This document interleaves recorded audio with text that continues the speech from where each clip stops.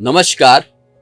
आज हमारे साथ हैं उत्तराखंड के ऊर्जावान युवा मुख्यमंत्री श्री पुष्कर सिंह धामी जी। मुख्यमंत्री जी नमस्कार। नमस्कार।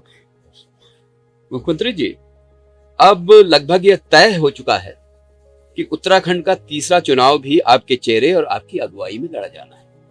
अनेक केंद्रीय योजनाओं के अमल में उत्तराखंड आपके नेतृत्व में अव्वल नंबर पे आया है। अपनी उपलब्धियों के बारे में आप क्या कहना चाहेंगे? क्या यह हम मानकर चलें कि पुष्कर सिंह धामी तीसरी बार मुख्यमंत्री की जिम्मेदारी निभाने जा रहे हैं? कौन सी योजना आपकी सबसे पसंदीदा है? इसमें आप उत्तराखंड को कहां देखना चाहते हैं? देखिए, मैं सबसे पहले तो आपका और आपके सभी दर्शकों का बहुत धन्यवाद करता हूँ। और आज के इस संवाद में जो आपने मेरे से जानने की इच्छा प्रकट की है, मैं कहना चाहता हूँ कि इन वर्षों में उत्तराखंड देश के अनेकों क्षेत्रों में आज पहली पंक्ति के राज्यों की श्रेणी में शुमार हुआ है। और एक योजना नहीं, अनेक योजनाएं, अगर मैं बात करूं, अनेक ऐतिहासिक निर्णय उत्तराखंड में लिए गए और जिनको पूरे देश के लोगों ने भी देखा। चाहे वो समान नागरिक संहिता का कानून हो, चाहे यहाँ नकल रोकने का कानून हो, जिसके आने के बाद 34,000 से अधिक युवाओं को पारदर्शिता के आधार पर बिना पर्ची बिना खर्ची के यहाँ नौकरी मिली है। एक में भी कोई नकल का प्रकरण नहीं आया। अतिक्रमण हटाना हो, दंगा रोकने का कानून बनाना हो, धर्मांतरण रोकने का कानून बनाना हो, या राज्य में मदरसा बोर्ड की जगह अल्पसंख्यक शिक्षा में प्राधिकरण बनाना हो, ऐसे अनेक काम हुए हैं। और राज्य कई उपलब्धियों का साक्षी बना है। सस्टेनेबल डेवलपमेंट गोल्स में पूरे देश में उत्तराखंड उस इंडेक्स में पहले स्थान पर आया है, जिसमें पूरे भारत के सभी राज्यों का आकलन होता है। तो ये अपने आप में हमारे राज्य के लिए बहुत प्रोत्साहित करने वाली बात है। आज मत्स्य का क्षेत्र हो, कृषि का क्षेत्र हो, इन सभी में हमको देश के अंदर प्रोत्साहन और पुरस्कार दोनों ही मिले हैं। इसके अतिरिक्त खनन तत्परता सूचकांक में हमको हमारे राज्य को दूसरा स्थान मिला और हमको 200 करोड़ रुपए की धनराशि भी भारत सरकार ने प्रोत्साहन के रूप में दी है। पर्यटन का क्षेत्र हो, लगातार 4 वर्षों से हमको सर्वश्रेष्ठ पर्यटन के क्षेत्र में काम करने का पुरस्कार मिल रहा है। फिल्म फ्रेंडली स्टेट का लगातार हमको पुरस्कार मिल रहा है। निर्यात तैयारी सूचकांक में हमको भारत सरकार ने उन अग्रणी राज्यों की श्रेणी में रखा है जो अच्छा काम कर रहे हैं। स्टार्टअप का क्षेत्र हो, ईज ऑफ डूइंग हो, ऐसे अनेक क्षेत्रों में अभी निवेश के अनुकूल वातावरण जिन राज्यों में अच्छा है, उनमें हिमालय राज्यों में हमको पहला स्थान प्राप्त हुआ। तो बहुत सारे राज्यों का बहुत सारे ऐसे ऐतिहासिक उपलब्धियां हैं जिनका हमारा राज्य साक्षी बना है। और आदरणीय प्रधानमंत्री श्री नरेंद्र मोदी जी के मार्गदर्शन, उनके नेतृत्व में हमारे राज्य के अंदर आज विकास की भी अनेक जो प्रोजेक्ट लंबित पड़े हुए थे 50 वर्षों से, 60 वर्षों से, उन सभी को आज स्वीकृतियां प्राप्त हुई हैं। चाहे वो देहरादून का लखवाड़ बांध हो, सौंग बांध हो, या तराई भाबर हल्द्वानी की बनने वाली जमरानी बांध की परियोजना, उन सभी को मिला है। साल भर शीतकालीन पर्यटन अब चलेगा और शीतकालीन यात्रा ने पहली बार शुरू करी। चारधाम यात्रा ने आज एक ऐतिहासिक आंकड़ा पार किया है। पहले ही चरण की यात्रा में 45 लाख के लगभग श्रद्धालु तीर्थयात्री उत्तराखंड देवभूमि चार धामों के दर्शन करने आए हैं। आदि कैलाश यात्रा हमारी, वह भी पहले ही चरण में, जहां साल भर में 500-600 लोग कुल जाया करते थे, आदरणीय प्रधानमंत्री मोदी जी के वहां जाने के बाद वहां जाने वालों की संख्या में बहुत बड़ा बढ़ोतरी हुई और 55,000 से अधिक यात्री इस साल अभी तक जा चुके हैं। कैलाश मानसरोवर यात्रा के 4 दल जा चुके हैं। 2 दल लगभग, एक दल ने वापसी कर ली है, एक दल दूसरा वापसी कर रहा है, 2 दल अभी यात्रा पर हैं। तो यात्रा भी बड़ी सफलतापूर्वक चल रही है। हेमकुंड साहिब की यात्रा हो, पूर्णगिरी की यात्रा हो, बाबा नीम करोली की यात्रा हो या जागेश्वर धाम की यात्रा हो, सभी यात्राएं आ रही हैं। और अभी होने वाली कांवड़ यात्रा, उसके लिए आपने निर्देश भी काफी उसके लिए कल ही हमने तैयारी की है। उसके बाद 2027 में कुंभ, जो हमारी आस्था और श्रद्धा का पर्व है, महापर्व है, वह भी आने वाला है। वो तो बहुत बड़ा आयोजन है। उस आयोजन की तैयारियां भी हम कर रहे हैं। तो यहीं पे मैं आपसे मैं और भी कई सारी उपलब्धियों का साक्षी हमारा राज्य बना है। चाहे राष्ट्रीय खेलों का आयोजन हो, 38वें राष्ट्रीय खेलों का आयोजन राज्य के अंदर हुआ, जो हमारे जैसे छोटे राज्यों के लिए थोड़ा चुनौतीपूर्ण काम था। बहुत सक्सेसफुल हुआ, वो बहुत देखा है, शानदार उसका आयोजन हुआ और पूरे देश के जो खिलाड़ी आए थे एक अच्छा अनुभव यहाँ से लेकर गए।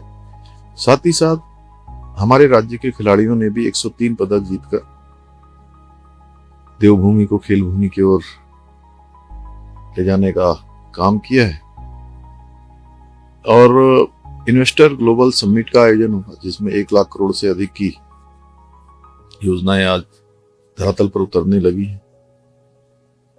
G20 का आयोजन हुआ, जिसमें विश्व के अनेक प्रतिनिधियों ने भाग लिया और हमारे राज्य ने उसका भी शानदार मेजबानी करी। मैं कहूं तो बहुत सारी उपलब्धियां हैं और भारत सरकार ने भी हमको लगातार प्रोत्साहन दिया है। इन 5 वर्षों में अनेक सहायताएं हमको विभिन्न मदों में मिली हैं। आज 4 धाम ऑल वेदर रोडें बन रही हैं, एक कोने से दूसरे कोने को जोड़ने वाली सड़कें बन रही हैं, हवाई सेवाओं का विस्तार हुआ है। देहरादून का हवाई अड्डा आज हमारा 45 से 50 शहरों को देश के जोड़ रहा है। पंतनगर हवाई अड्डा निर्माण की ओर आगे बढ़ रहा है। हेलीपोर्ट हमने पूरे राज्य के अंदर, हेलीपैड और हेलीपोर्ट दोनों ही बनाए हैं। सीमांत क्षेत्रों तक जाने वाले स्वास्थ्य सेवाओं में सुधार हुआ है। हमारे यहाँ पर मेडिकल कॉलेज नए स्थापित हुए हैं, चाहे वो श्रीनगर का मेडिकल कॉलेज हो, हरिद्वार का मेडिकल कॉलेज हो या रुद्रपुर, अल्मोड़ा या पिथौरागढ़ का मेडिकल कॉलेज हो। साथ में रुद्रपुर में एम्स का सैटेलाइट सेंटर भी, और बहुत सारे काम जो बहुत वर्षों से लंबित पड़े हुए थे, उन सभी को इन सालों में स्वीकृतियां मिली। मैं यहीं पे आना चाहता हूं। आपकी उपलब्धियां, जैसे आपका बहुमुखी व्यक्तित्व है, उस तरह बेशुमार है, लेकिन एक दुर्लभ शख्सियत आपकी सबसे ज्यादा सामने आई है, वो है आपदाओं में संकट मोचक। क्योंकि मैंने उत्तराखंड को जन्म के पहले से देखा है। जब यहाँ बड़ी बड़ी आपदाएं आती थी, कोई जाता नहीं था। मैं 5 अगस्त 25 की अगर बात करूं, जो धराली में आपदा आई थी, आप 6 बार गए, हेलीकॉप्टर गया, मौसम खराब था, उसके बावजूद आप जान पर खेल कर वहां पहुंचे। मेरी बात हो रही थी जिलाधिकारी प्रशांत आर्या से, वो कह रहे थे साहब वो पहले हमसे पहुंच गए थे। उत्तराखंड धराली की महिलाएं मुझसे कह रही थी मुख्यमंत्री जी पहले आ गए, और वहां पे वो आपदा राहतकार प्रबंधक देख रहे थे, लोगों से मिल रहे थे। आपने ये सब कैसे किया?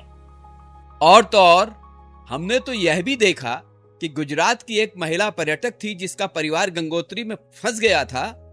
उसने आपको राखी बांधी अपना दुपट्टा फाड़कर और आपको कहा कि आप तो हमारे लिए कृष्ण की तरह हैं। देखिए, मैं राज्य की मुख्य सेवक की जिम्मेदारी पर हूँ। ये मेरा दायित्व है और पूरा राज्य मेरा परिवार है, मेरा अपना घर है। और जब घर के परिवार के लोग परेशानी में हों तो उनके बीच में पहुंचना ही चाहिए, जाना ही चाहिए। और मैं 5 अगस्त 2025 को जिस समय आपदा आई थी, मैं उस समय तिरुपति में आंध्र प्रदेश में था। उस दिन संस्कृत विश्वविद्यालय का एक कार्यक्रम था भाषा को लेकर, संस्कृत भाषा को लेकर, और मैं उस कार्यक्रम के मंच पर ही था। मंच पर कार्यक्रम चल ही रहा था, तभी ये सूचना आई थी। लगभग 1:45-2 बजे का समय था और कुछ ही मिनटों के बाद कार्यक्रम समाप्त हो गया। मैं तुरंत वहां से चला और 3 बजे एयरपोर्ट पहुंचा। 6:30 बजे मैं देहरादून पहुंच गया और पहुंचते ही सबसे पहले आपदा प्रबंधन जो हमारा केंद्र है उस केंद्र पर गया। सभी अधिकारियों से, अन्य लोगों से, एजेंसियों से फीडबैक लिया। आदरणीय प्रधानमंत्री जी भी लगातार चिंता कर रहे थे, वो भी लगातार बातचीत कर रहे थे। गृह मंत्री जी भी लगातार चिंता कर रहे थे, किस प्रकार की मदद चाहिए, किस प्रकार का फीडबैक चाहिए। देर रात्रि तक आपदा प्रबंधन में हम बात करते रहे। डीएम और एसएसपी भी उस स्थान पर जाने के लिए सड़क मार्ग से जा रहे थे, लेकिन पहुंचना कठिन था क्योंकि अनेक स्थानों पर भूस्खलन हो गया था, मार्ग पूरे खत्म हो गए थे, झील बन गई थी रास्ते में धराली से पहले हरसिल में। और किसी तरह से रात कटी। बारिश बहुत तेज थी, सोना मुश्किल था क्योंकि इतनी बड़ी आपदा आ गई थी। सारा वो वीडियो सभी लोगों के उसमें था और देखकर ही जो है मन बहुत दुखी हो रहा था। प्रातःकाल 6 बजे मैं तैयार हो गया और जैसे ही सूर्योदय हुआ उसके बाद से मन में यही था। नींद तो नहीं आई पूरी रात भर, सो भी नहीं पाया, 2-3 बजे तक बात ही करता रहा। प्रातःकाल 7 बजे में सहस्त्रधारा हेलीपैड पर गया और वहां पायलट ने उन्होंने बताया कि वहां जाना थोड़ा मुश्किल होगा। मैंने कहा कोई बात नहीं, आप पहले सीधे एक अटेम्प्ट ले लीजिए। और गंगनानी के पास चूंकि बहुत बादल था ऊपर, उत्तरकाशी से आगे और इसके हरसिल से पहले अटेम्प्ट में गए, नहीं जा पाए। ऐसे करते करते फिर वापस उत्तरकाशी आ गए। फिर अगले 4-5 बार फिर अटेम्प्ट किया। 6ठे अटेम्प्ट में हमारे पायलट ने हमको वहां पहुंचा दिया। उन्होंने पीछे से मुझे, जब वो बादल क्रॉस हो गए तो इशारा किया, तुम निकल गए। अब निकल तो गए। जब हम वहां गए तो वहां पूरा मैदान साफ था, पूरा ऊपर से बहुत बड़ा मलबा आया हुआ था, भूस्खलन आया हुआ था। तो हमारे सामने समस्या ये थी कि हम वहां पर न कोई गाड़ी थी, न कोई अन्य व्यक्ति थे, तो क्या करते। और जो हमारा यूकाडा का मतलब उत्तराखंड राज्य का जो हेलीपैड था वहां का हरसिल वाला, वो पूरी तरह से जलमग्न हो गया था। वहां पर पूरी झील बन गई थी। फिर हम मिलिट्री का जो हेलीपैड था, उस हेलीपैड पर हमारे पायलट ने लैंड कर दिया। तो ये पहला ऐसा वाकया था कि एक भी आदमी वहां पर नहीं था, क्योंकि किसी को पता ही नहीं था कि हम लोग यहाँ पहुंच जाएंगे। कोई जान भी नहीं पा रहे थे तब तक। खैर कुछ देर के बाद वहां पर जो वहां के उस कंपनी के ब्रिगेडियर साहब थे, वो आए और उनके साथ 2-3 सेना के लोग और आए। उन्होंने अपनी टाटा सफारी गाड़ी लाए और उनसे मैंने कहा कि मैं धराली गांव जाना चाहता हूँ, वहां देखना चाहता हूँ, लोगों से मिलना चाहता हूँ। तो उनके साथ फिर मैं गया, उन्होंने गाड़ी को ड्राइव किया और मैं और वहां के माननीय विधायक जी और एक अन्य लोग, हम लोग फिर मैं मुकवा के नीचे जाकर वहां लोगों को बुलाया, सबसे बातचीत करी 1-2 घंटे। तब हम लोग वहां रहे और उसके 2-2.5 घंटे के बाद हमारे जिलाधिकारी, अन्य फोर्स के लोग, ये लोग भी आ गए। चूंकि हमारा हेलीकॉप्टर आ गया था तो सबको फिर ये हुआ कि अब जा सकते हैं। फिर ये रेस्क्यू का काम शुरू कराया गया और लोगों को आवश्यक जो चीजें हैं वो पहुंचाने का काम शुरू हुआ। किसी तरह से वहाँ कपड़े हैं, खाने का सामान है, दवाइयाँ हैं, छोटे बच्चों के लिए दूध है, इन सब कपड़ों की उपलब्धता है, वो सब धीरे धीरे करवाई गई और लगभग 1200 से 1500 यात्री जो गंगोत्री धाम के दर्शन करने आए थे वो भी वहां फंसे हुए थे और उनको सुरक्षित निकालना ये भी हमारी बहुत बड़ी प्राथमिकता थी। और वहां दूर संचार, बिजली, पेयजल फिर भी नहीं बचा था, तो सभी लॉस्ट हो गया था। तो सबको फिर रिस्टोर करना बड़ी तैयारी थी। बिजली का काम, दूर संचार का काम, वहां पर संचार व्यवस्था बनाना, जो कि मोबाइल भी काम नहीं कर रहे थे, वो प्राथमिकता थी।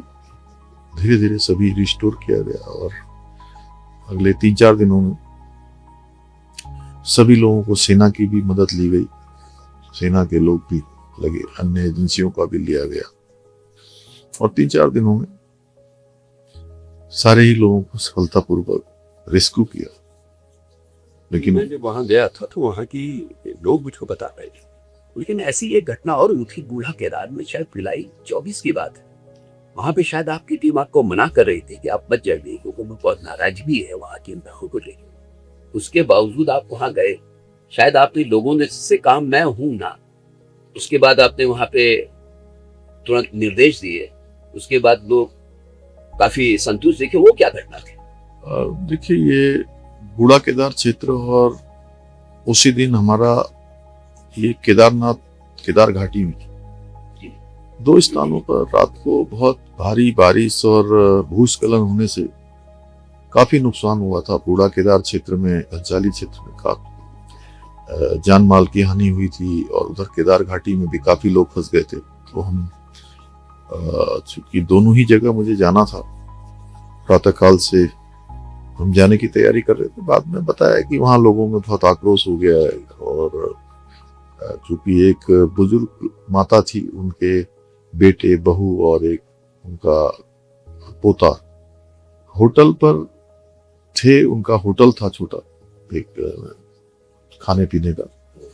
उस होटल पर अचानक ऊपर से भूस्खलन आया और वो सब के सब उसमें समा गए। वो बहुत दुखद घटना थी और माँ को पता ही नहीं था। उनकी उम्र लगभग 90 से 100 साल के बीच की थी। पूरे गांव बड़ा शोकमग्न और आक्रोश था। घटना ऐसी थी, प्राकृतिक आपदा थी। मैंने कहा नहीं, मैं माँ से मिलता हूँ। माँ से मिलने गया और मिलके जब वापस लौट रहा था तो बहुत महिलाएं आक्रोश में। ऐसा तो होता ही है। सुरक्षा के लोगों ने कहा कि नहीं, आप यहाँ से निकलिए और गाड़ी में बैठिए। तो मेरे दिल ने बिल्कुल इसको ऐसे निकलना मुझे ठीक नहीं लगा।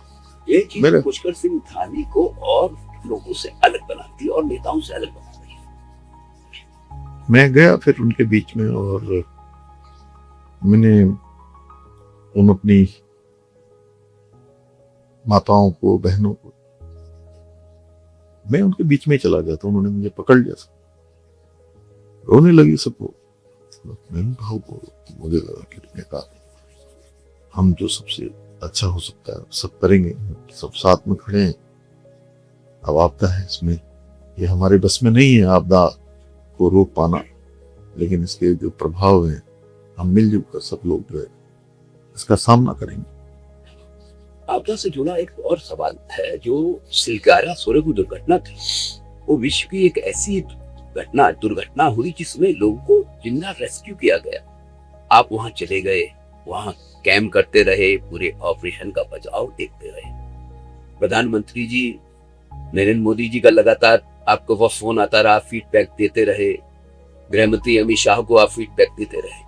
तो जान जोखिम पर डालकर आपदा प्रभावित इलाकों में पहुंचना, राहत बचाव कामों का नेतृत्व करना, सभी जरूरी इंतजाम देखना, ये साहस कहां से आता है? कौन सी चीज आपको प्रेरित करती है ये सब करने की? आप कैसे कर लेते हैं? नहीं, देखिए, मैं जो भी काम करता हूँ हमेशा दिल से करता हूँ। मैं हाफ हार्टेड होकर कोई काम नहीं करता हूँ, मैं पूरे दिल से करता हूँ। और मुझे लगता है कि जब भी कोई आपदा आए, कोई परेशानी आए, कोई संकट आए, ऐसे समय में मुझे अपने लोगों के बीच में होना चाहिए, उनको साहस देना चाहिए।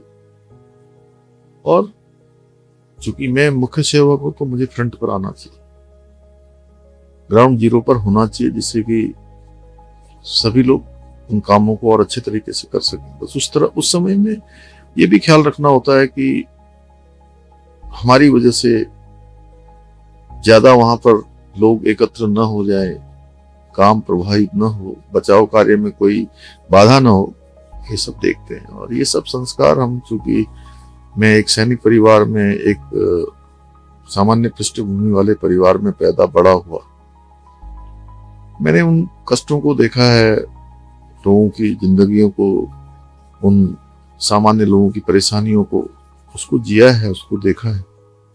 इसलिए मुझे लगता है कि मेरा जीवन भी उन्हीं की तरह है। इस जिम्मेदारी पर हूँ, लेकिन मुझे हमेशा उनका सहयोग करना चाहिए, सहायता करनी चाहिए, मनोबल बढ़ाना चाहिए। सिलगेरा टनल रेस्क्यू अभियान बहुत ही उसको पूरी दुनिया में सराहा गया और लगातार 17 दिनों तक ये रेस्क्यू अभियान चला। इसमें आदरणीय प्रधानमंत्री जी ने बहुत संवेदनशीलता के साथ एक देश का जो मुख्य सेवक होता है, प्रमुख सेवक होता है, वो कैसा होता है, ये पूरे देश और दुनिया के लोगों ने उस समय पर देखा।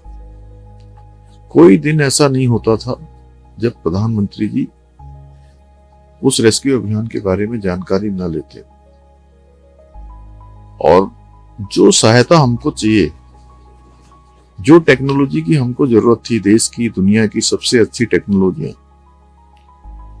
चाहे ओवर मशीन दिलानी हो, चाहे अच्छे टेक्नोलॉजी के काम करने वाले लोग दिलाने हो, वैज्ञानिक लाने हो, या छोटे छोटे रेट माइनर्स लाने हो,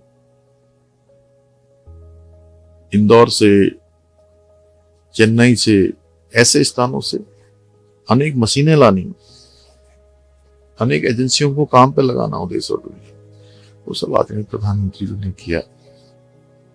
और भारत सरकार, राज्य सरकार, स्वयंसेवी संस्थाएं, हमारे जनप्रतिनिधिगण, धार्मिक संगठनों के लोग, सामाजिक संगठनों के लोग, मीडिया ने, सभी लोगों ने एक तरीके से भगवान से भी प्रार्थना करी, सहयोग भी किया।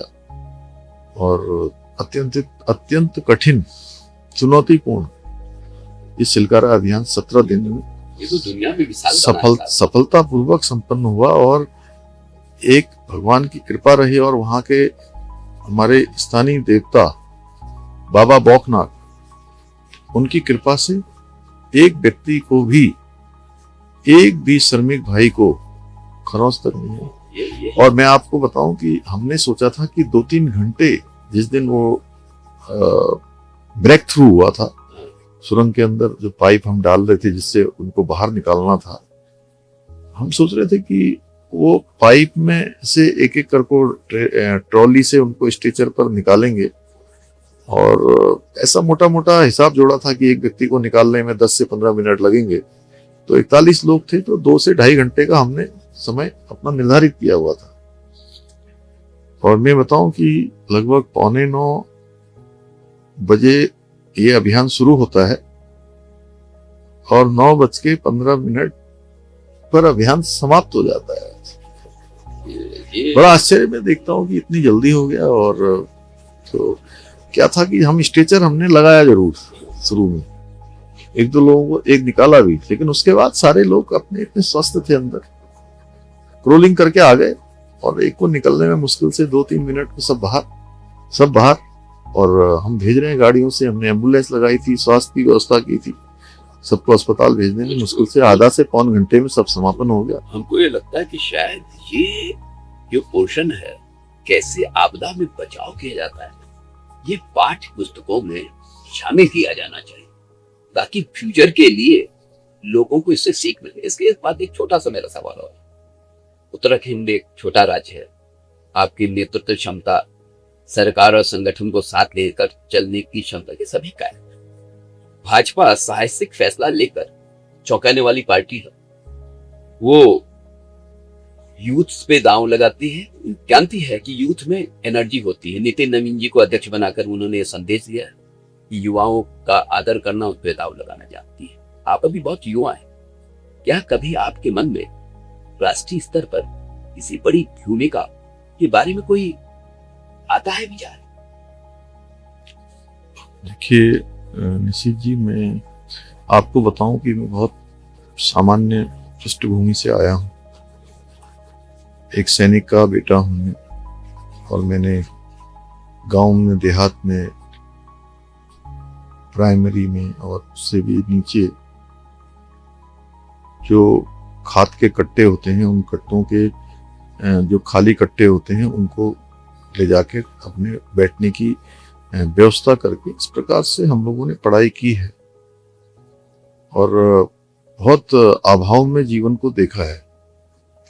मुझे लगता है मेरे जैसे सामान्य कार्यकर्ता को पार्टी ने एक अवसर दिया, इस जिम्मेदारी पर लाए मुझे। हाँ, मैं इस जिम्मेदारी पर आया और आने के बाद आदरणीय प्रधानमंत्री जी के, आदरणीय गृह मंत्री जी के, हमारी पार्टी के उच्च नेतृत्व, हमारे अन्य वरिष्ठ जनों के आशीर्वाद से इस दायित्व को कोशिश करी कि अच्छा से अच्छा करूं। लेकिन मैं हमेशा से एक बात सोचता था, ये मैंने कभी नहीं सोचा कि मैं यहाँ इस जिम्मेदारी पर आऊंगा और न ही आगे के बारे में कुछ सोचा है। बस मैं तो ये सोचता हूं, जहां भी रहूंगा, जिस भूमिका में भी रहूंगा, कुछ न कुछ करूंगा, कुछ अच्छा करूंगा, ये मेरे मन में हमेशा रहता। उत्तराखंड के लिए कोई ऐसी योजना जो आप रखते हो, सोचते हो कि रह गई है, इसको पूरा करना है? उत्तराखंड हर क्षेत्र में आगे बढ़े। हमारे प्रधानमंत्री जी ने जो बाबा केदार के धाम से, उनके मुंह से बाबा के दर्शन करने के बाद जो शब्द निकले थे कि 21वीं सदी का तीसरा दशक उत्तराखंड का दशक होगा, 10 साल उत्तराखंड के होंगे, 10 साल उत्तराखंड की उन्नति के होंगे, उत्तराखंड की गति के होंगे, उत्तराखंड की प्रगति के होंगे, उत्तराखंड के विकास के होंगे। उत्तराखंड हर क्षेत्र में अग्रणी होगा। ये उनके शब्द शिव रूपी शब्द थे, शिव के धाम में निकले थे। उन शब्दों को धरातल पर उतारने के लिए प्रत्येक उत्तराखंड वासी उत्साहित है। और उसके बाद हम देख भी रहे हैं कि उनके शब्द चरितार्थ हो रहे हैं और काफी हमारे विकास की यात्रा हो, रोजगार की यात्रा हो, हमारे राज्य की विकास यात्रा हो, सीमांत क्षेत्रों तक विकास पहुंचाना हो, महिलाओं का सशक्तिकरण करना हो। महिला की बात जब मैं करता हूं तो मुझे अपनी माँ जैसी सभी महिलाएं, उनका ध्यान आता है, उनका स्मरण होता है। आप भी ऐसी पृष्ठभूमि से आए हैं, आप जानते हैं कि यहाँ के पहाड़ों में महिलाओं के सामने पहाड़ जैसी चुनौतियां होती हैं। किस तरह से घर का काम करना है, घर में गाय भैंस है तो उनको देखना है, बच्चों को देखना है, खेत को देखना है। आज तो मोदी जी के प्रधानमंत्री बनने के कारण उन्होंने जो योजनाएं शुरू करी, चाहे वो लखपति दीदी योजना हो, चाहे वो स्वच्छ भारत अभियान हो, शौचालय घर घर में इज्जत घर बनाना हो, उज्ज्वला योजना लानी हो, हर घर जल से नल पानी पहुंचाना हो, ये अनेक योजनाएं जो शुरू हुई हैं, आयुष्मान भारत योजना हो स्वास्थ्य के क्षेत्र में, सच में आजाद भारत में लोगों के जीवन को एक तरह से सुरक्षा की, उनके जीवन को चलाने की गारंटी देने का काम उन्होंने किया है कि निश्चिंता से, चाहे वो गरीब कल्याण अन्न योजना हो, किया है। लेकिन पहले के समय में बहुत परेशानियां थी, उस आपने नजर आता बहुत परेशानियां थी, और आज हमारी मातृशक्ति हर क्षेत्र में आगे बढ़ रही है, बहुत अच्छे उत्पाद बना रही है, स्वयं सहायता समूह के माध्यम से काम कर रही है, अनेक समूहों के माध्यम से काम कर रही है, हर क्षेत्र में कीर्तिमान कर रही है, अच्छे अच्छे उत्पाद बना रही है, उनके उत्पादों को पहचान मिल रही है। हाउस ऑफ हिमालय ब्रांड हमारा एक बड़ा ब्रांड बन रहा है,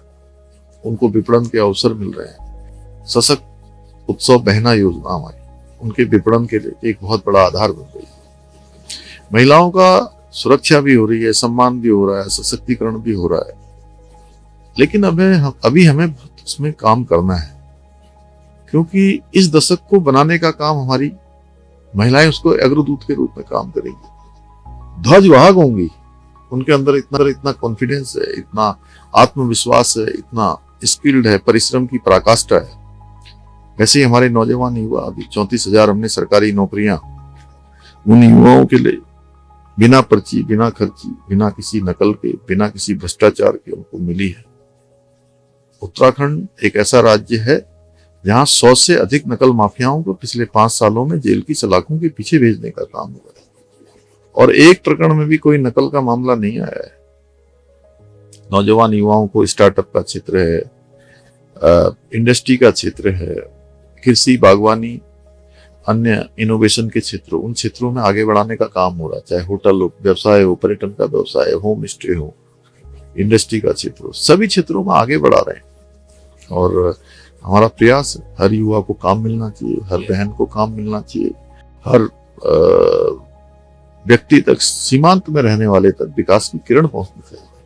ये हमारा लक्ष्य है, उसको लेकर हम काम कर रहे हैं, और इसमें हमें उत्तराखंड की जनता का भी लगातार आशीर्वाद मिल रहा है, लगातार उनका हमारे सर पर हाथ है, और वही हमारी ताकत है। आपके नेतृत्व में ये सब कार्य पूर्ण होंगे, ऐसा हमारा विश्वास है।